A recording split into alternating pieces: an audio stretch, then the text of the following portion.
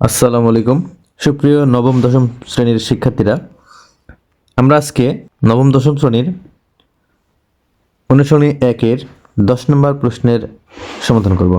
এখানে দুইটি প্রশ্ন রয়েছে, তোমরা ক নম্বর সমাধান করবো। ক নম্বর দেওয়া আছে, দেখো 0.31 এবং 0.12 এর মধ্যে দুইটি অমূলদ সংখ্যা নির্ণয় করো। 10 নম্বরের ক 0.31 এবং 0.12 এই দুইটি সংখ্যার মধ্যে দুইটি অমূলদ সংখ্যা নির্ণয় করতে হবে।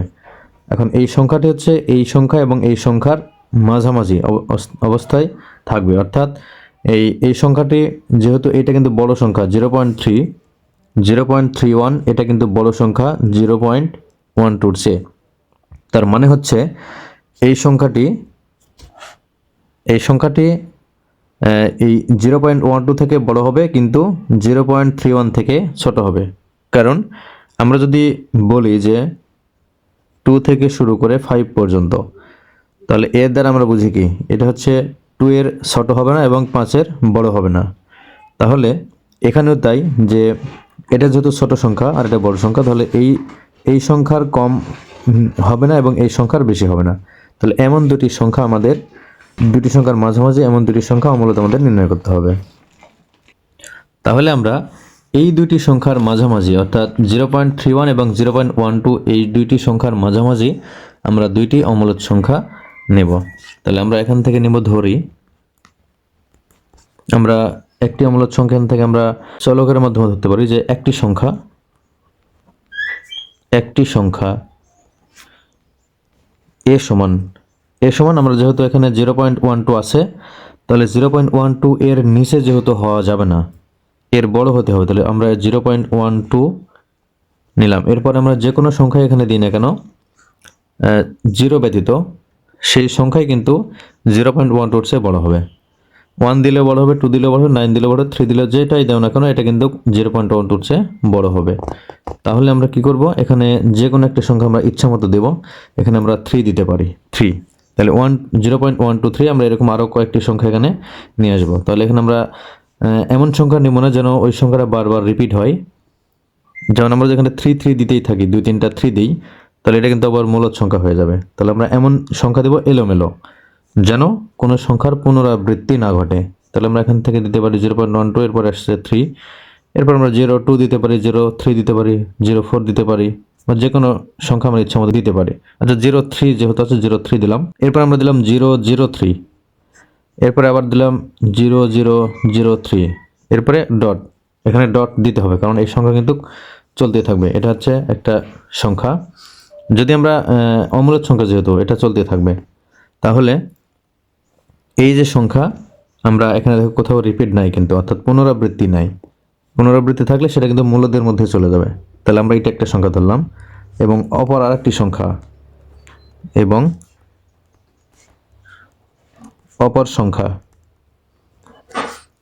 আমরা 20 সমান ধরতে পারি, 20 সমান। তাহলে আমরা এই সংখ্যা নিলাম কিন্তু 0.12 চেয়ে বড়, 0.12 থেকে আমরা এই সংখ্যা বড় নিলাম। এখন আমাদের এই 0.12 থেকে বড় এবং 0.31 থেকে ছোট এই দুটি সংখ্যা আমাদের নিতে হবে। 0.31 থেকে ছোট সংখ্যা আমাদের নিতে হবে। তাহলে আমরা এই প্রথম ডিজিট আমরা এর কাছাকাছিও নিতে পারি, অর্থাৎ এখানে আমরা 0.12 এটাও রাখতে পারি, আবার এই 0.3 চেয়ে ছোট যে কোনো ডিজিট রাখতে পারি। তাহলে এখানে আমরা 12 যেহেতু এখানে আছে, আমরা 12 এটাই রাখলাম। এখন এখানে আমরা এর চেয়ে বড়, এখানে যে সংখ্যা নিয়েছি এর চেয়ে বড় নেব। তাহলে এর চেয়ে বড় যে কোনো সংখ্যা নিলেই কিন্তু সেটা 0.12 চেয়েও বড় হবে এবং 0.3 থেকেও কিন্তু ছোট হবে। তাহলে এখানে আমরা যদি 4 নিই, তাহলে আমরা এইটার মতো যদি নিই যে 0.124, এরপরে নিলাম 0.4, এরপরে নিলাম 0.04, দেখো পুনরাবৃত্তি হয়নি, তাহলে আমরা এইভাবে নিলাম। তাহলে এটা হচ্ছে আমরা 20 সমান এটা ধরলাম। এই দুটি সংখ্যার মধ্যে কিন্তু অনেক সংখ্যা আছে অমূলদ সংখ্যা, তো আমরা বের করতে হবে যে আমাদের যে কোনো দুইটি অমূলদ সংখ্যা আমাদের বের করে দেখাতে হবে। তাহলে আমরা এই দুটি সংখ্যা ধরে নিলাম। এখন দেখো এখানে এটা কিন্তু বাস্তব সংখ্যা। তাহলে আমরা এখানে দেখতে পাচ্ছি যে স্পষ্টত এ ও বি বাস্তব সংখ্যা, এবং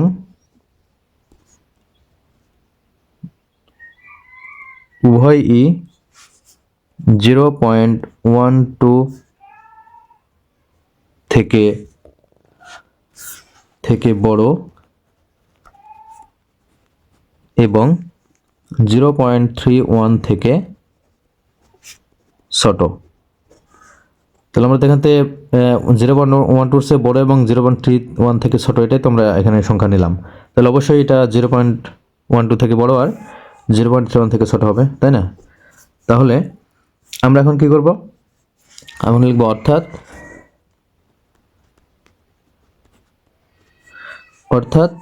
0.12 less than B less than 0.31। এটা কি, বি এর মানটা কি হলো? বি এর মান 0.12 থেকে বড় আর 0.31 থেকে ছোট। ঠিক আছে, এই বি এর মান যেটা আমরা ধরেছি এটা কি 0.12 থেকে বড় না, আর 0.31 থেকে ছোট। তাহলে আমরা এখন পরের যে সংখ্যা আমরা এ ধরেছি, আমরা প্রথমে বি ধরে নিয়েছি, এটা এ বি যে কোনোটা আগে ধরতে পারো, এবং আরেকটি হচ্ছে 0.12 এ 0.31, দুটাই কিন্তু এ এর মানটা হচ্ছে 0.12 থেকে বড় আর 0.31 থেকে ছোট, বি এর মানটাও তাই। তাহলে আমরা এখানে কেন লিখলাম, এখানে যেহেতু বলা আছে যে এই দুটি সংখ্যার মধ্যে, তার মানে এই দুটি সংখ্যার মাঝামাঝি এর চেয়ে বড় আর এর চেয়ে ছোট হতে হবে, কারণ কি এটা ছোট সংখ্যা, তাহলে এর চেয়ে বড় হতে হবে, আর এর চেয়ে ছোট হলেই কিন্তু এই দুটি সংখ্যার মাঝামাঝি হবে। তাহলে আবার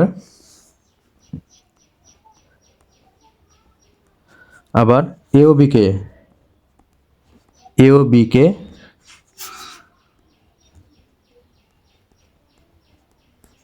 ভগ্নাংশ আকারে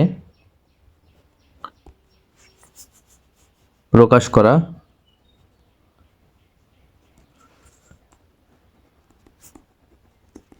যায় না। এটাকে কিন্তু ভগ্নাংশ আকারে প্রকাশ করা যাবে না। যে দুটি সংখ্যা আমরা নিয়েছি এটাকে আমরা ভগ্নাংশ আকারে প্রকাশ করতে পারবো না। আমাদের অ্যান্সার কিন্তু এখানে এটাই অ্যান্সার, কিন্তু আমরা ধরে নিয়েছি যে সংখ্যাগুলি এটাই কিন্তু অ্যান্সার হবে, বা এটাই অ্যান্সার। তাহলে সুতরাং এ ও বি নির্ণয় দুইটি অমূলদ সংখ্যা। এই সংখ্যার মাঝামাঝি যে 0.31 এবং 0.12 এর মাঝামাঝি যে কোনো দুটি সংখ্যা আমরা যদি এমনিতেই নিতে পারি সেটাই কিন্তু অ্যান্সার হবে, কিন্তু আমাদের এটা প্রশ্ন বুঝিয়ে দেওয়ার জন্য আমাদের কিন্তু এটা এভাবে প্রমাণ করতে হবে যে আসলে কেন এটা ছোট হলো বা কেন বড় হলো, বা এই সংখ্যাটা আসলে কি 0.12 থেকে বড়, 0.31 থেকে ছোট, এসব বোঝানোর জন্য কিন্তু আমাদের এটা লিখতে হবে। তার আমাদের অ্যান্সার কিন্তু এখানে হয়ে গেছে। এখন এটা ছিল ক নাম্বার, আমরা এখন খ নাম্বারটা করব। খ নাম্বার বলা আছে 1/√2 এবং √2 এর মধ্যে একটি মূলদ এবং একটি অমূলদ সংখ্যা নির্ণয় করো। তাহলে 1/√2 সমান কত হবে আর √2 সমান কত হবে এটা আমরা আগে লিখে নেব। তাহলে 1/√2 সমান কত হয় দেখো, 1/√2 সমান 0.707106, আমরা এটা সম্পূর্ণ লিখে নেব 0.707106,781, এটা হচ্ছে 1/√2 মান। আর √2 মান আমরা এখান থেকে √2 যদি বের করি, √2 1.41421356, 1.41421356, এটা হচ্ছে √2 মান। তাহলে এখানে দেখো এই দুটি সংখ্যার মধ্যে কোন সংখ্যাটি বড় আর কোন সংখ্যাটি ছোট। দেখো দশমিকের আগে কিন্তু 1 আছে আর এখানে দশমিকের আগে কিন্তু 0 আছে, 0 আছে। তাহলে আমরা স্পষ্টত বলতে পারি যে √2ই কিন্তু বড়, যেহেতু এখানে দশমিক বিন্দুর আগেই 1 রয়েছে আর এখানে 0 আছে, তাহলে এটা কিন্তু বড় সংখ্যা আর এটা হচ্ছে ছোট সংখ্যা। তাহলে আমরা এই দুইটি সংখ্যার মধ্যে একটি অমূলদ এবং একটি মূলদ সংখ্যা বের করব। তাহলে আমরা যে কোনোটা ধরে নিতে পারি, যে ধরি আমরা একটি সংখ্যা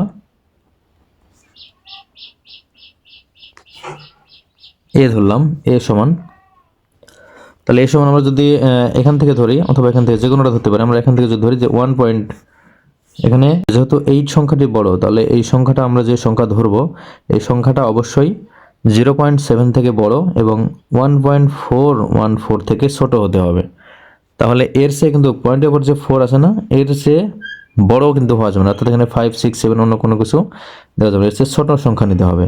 4ও যদি নেওয়া হয় তাহলে কিন্তু এর চেয়ে বড় হবে, কারণ এই 4 এর পরে কিন্তু 1, 4, 2, 3 ইত্যাদি সংখ্যা আছে। তাহলে আমরা এখান থেকে যে কোনো একটি সংখ্যা ধরুন আমরা ধরতে পারি এই সমান 1.2। তাহলে 1.2 কিন্তু এই সংখ্যার চেয়ে বড় হলো আর এই সংখ্যার চেয়ে ছোট হলো।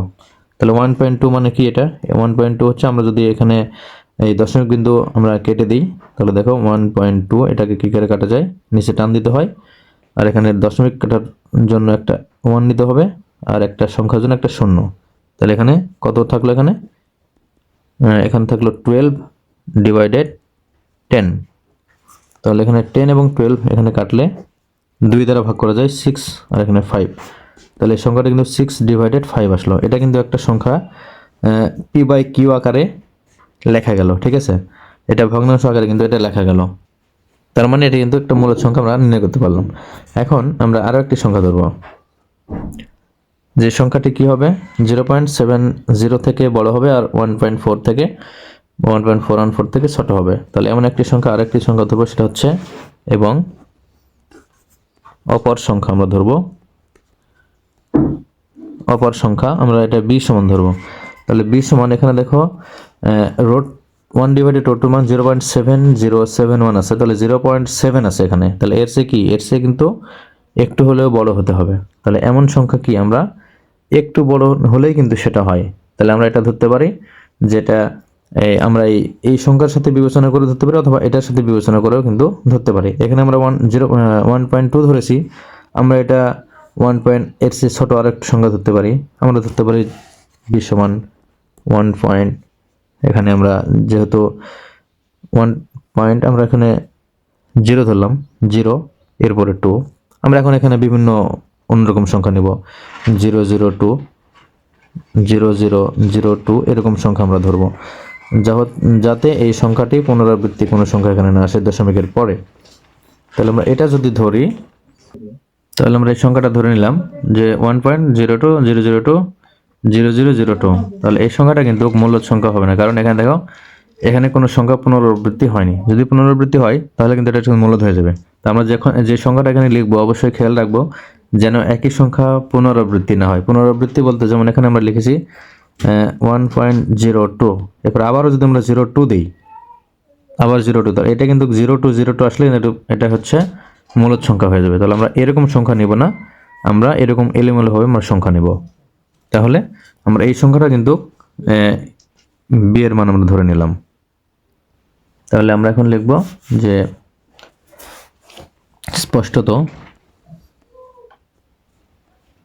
স্পষ্টত a ও b দুইটি বাস্তব সংখ্যা। এসব কিন্তু সংখ্যায় সবগুলো সংখ্যা কিন্তু বাস্তব সংখ্যা এবং উভয়ই 1/√2 অর্থাৎ এই মান থেকে বড় এবং এই সংখ্যা থেকে, তার এই সংখ্যা কি √2 থেকে এটা হবে ছোট। তাহলে এই দুটি সংখ্যা কি 1/√2 থেকে বড় আর √2 থেকে কিন্তু ছোট। তাহলে অর্থাৎ 1/√2 এ √2, তার মানে এর মানটা কি √2 থেকে ছোট এবং 1/√2 থেকে বড়, এবং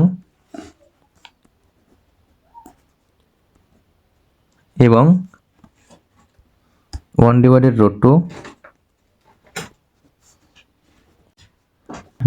তাহলে b এর মানটাও √2 থেকে ছোট এবং 1/√2 থেকে বড়। এখানে a এর মান 1/√2 থেকে বড় আর √2 থেকে ছোট, আর b এর মানটা 1/√2 থেকে বড় আবার √2 থেকে ছোট। তাহলে আমরা এই সত্যটা লিখলাম এই কারণে যেহেতু এখানে বলা আছে এই দুটি সংখ্যার মধ্যে দুটি সংখ্যা নির্ণয় করতে হবে। তাহলে আমরা এখন লিখব, দেখো আমরা এ যেটা লিখছিলাম 6/5, তাহলে যেহেতু এ কে p/q আকারে বা ভগ্নাংশ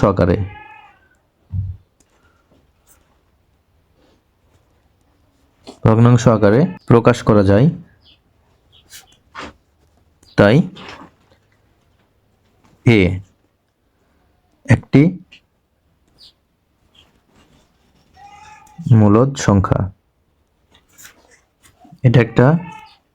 এখন আরেকটি যেটা ধরেছি আমরা বি এর মান, তাহলে আমরা এক্ষেত্রে এখন লিখব যে আবার